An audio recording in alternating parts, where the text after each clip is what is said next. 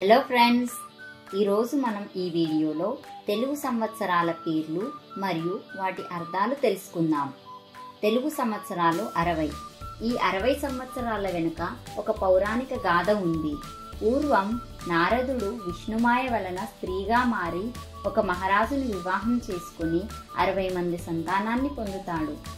వీరు పెద్దవారైన తర్వాత ఒక యుద్ధంలో పాల్గొని అందరూ మరణిస్తారు. దీనితో అమితమైన శోకానికి గురి అయిన నారదుడు విష్ణుమూర్తిని ప్రార్థిస్తూ తపస్సు చేయగా ఆయన నీ సంతానం కాలచక్రంలో చిరంజీవులై తిరుగుతూ ఉంటారు అని వరమిచ్చాడు. అవే మన తెలుగు సంవత్సరాలు. ఈ 60 సంవత్సరాలు ప్రభవతో ప్రారంభమయ్యి అక్షయతో ముగుస్తాయి.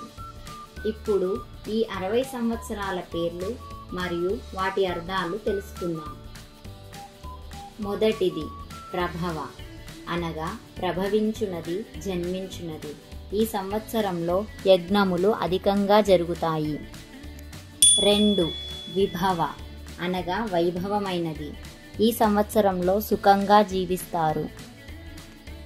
3 శుక్ల, అనగా తెల్లనిది, నిర్మలత్వం కలిగినది. ఈ సంవత్సరంలో పంటలు సమృద్ధిగా పండుతాయి. 4 ప్రమోద్యూత, అనగా ఆనందం ప్రమోదభరితంగా ఉండేది. ఈ సంవత్సరం అందరికీ ఆనందాన్ని ఇస్తుంది.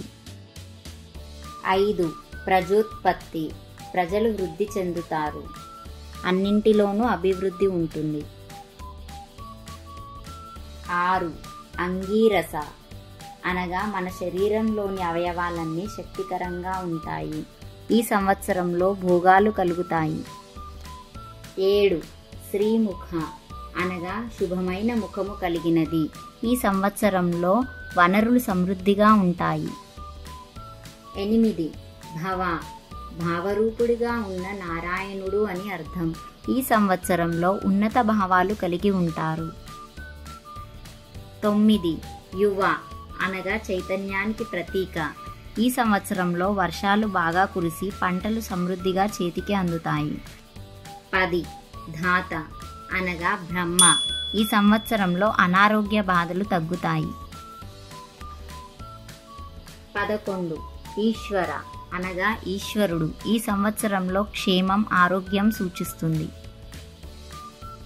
12 బహుధాన్య, అనగా సుభిక్షంగా ఉండడం. ఈ సంవత్సరం దేశం సుభిక్షంగా సంతోషంగా ఉండాలని సూచిస్తుంది. 13 ప్రమాధి, అనగా వర్షాలు మధ్యస్థంగా ఉంటాయి.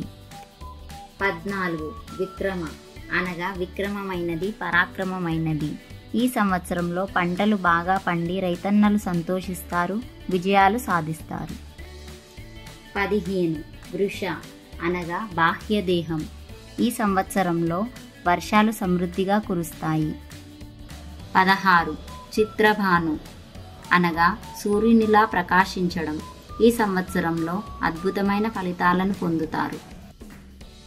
17 స్వభాను, అనగా స్వయంగా ప్రకాశించేది.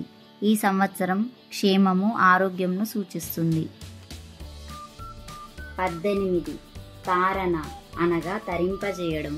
ఈ సంవత్సరంలో మేఘాలు సరైన సమయంలో వర్షించి సమృద్ధిగా వర్షాలు కురుస్తాయి. 19 పార్థివ, అనగా పృథ్వీ సంబంధమైనది. ఈ సంవత్సరంలో ఐశ్వర్యం, సంపద పెరుగుతాయి. 20 వ్యయ, అనగా వ్యయకారణమైనది. ఈ సంవత్సరంలో అతివృష్టి, అనవసర ఖర్చులు ఉంటాయి. 21 సర్వజిత్తు, అనగా సర్వాన్ని జయించినది. ఈ సంవత్సరంలో చాలా వర్షాలు కురుస్తాయి. 22 సర్వధారి, అనగా సర్వం ధరించేది. ఈ సంవత్సరంలో సుభిక్షంగా ఉంటారు. 23 విరోధి, అనగా విరోధం కలిగినది. ఈ సంవత్సరంలో వర్షాలు లేకుండా ఇబ్బందులు పడే సమయం. 24 వికృతి, అనగా వికృతమైనది. ఈ సంవత్సరంలో సమయం భయంకరంగా ఉంటుంది. 25 ఖర, ఈ సంవత్సరంలో పరిస్థితులు సాధారణంగా ఉంటాయి. 26 నందన, అనగా కూతురు లేదా ఉద్యానవనం. ఈ సంవత్సరంలో ప్రజలకు ఆనందం కలుగుతుంది. 27 విజయ అనగా విశేషమైన జయం. ఈ సంవత్సరంలో శత్రువులను జయిస్తారు. 28 జయ అనగా జయాన్ని కలిగించేది. ఈ సంవత్సరంలో లాభాలు మరియు విజయం సాధిస్తారు. 29 మన్మథ అనగా మనస్సును రంజింపచేసేది. ఈ సంవత్సరంలో జ్వరాది బాధలు తొలగిపోతాయి. 30 దుర్ముఖి అనగా చెడు ముఖం కలిగినది. ఈ సంవత్సరంలో ఇబ్బందులు ఉన్నా క్షేమంగానే ఉంటారు. 31 హేవలంబి అనగా సమ్మోహనమైనది. ఈ సంవత్సరంలో ప్రజలు సంతోషంగా ఉంటారు. 32 విలంబి అనగా జాగు చేసేది. ఈ సంవత్సరంలో సుభిక్షంగా ఉంటారు. 33 వికారి అనగా వికారమైనది. ఈ సంవత్సరంలో అనారోగ్యాన్ని కలిగిస్తుంది. శత్రువులకు చాలా కోపం తెప్పిస్తుంది.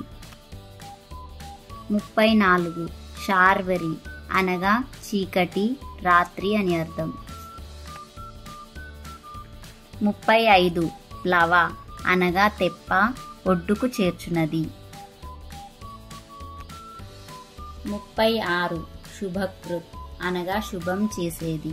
ఈ సంవత్సరంలో శుభములు కలుగుతాయి. 37 శోభకృత్ అనగా శోభించునది. ఈ సంవత్సరంలో లాభాలు కలుగుతాయి. 38 క్రోధి అనగా కోపం కలిగించునది. 39 విశ్వావసు అనగా విశ్వ సంబంధమైనది.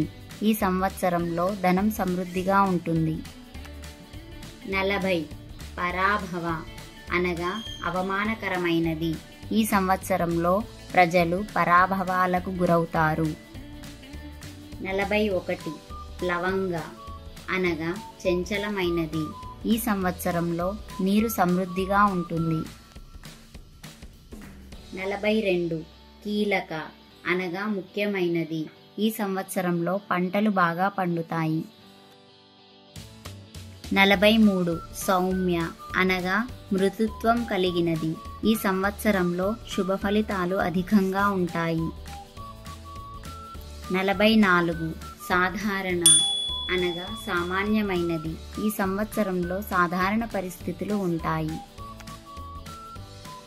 45 విరోధీకృత్ అనగా విరోధాలను కలిగించేది.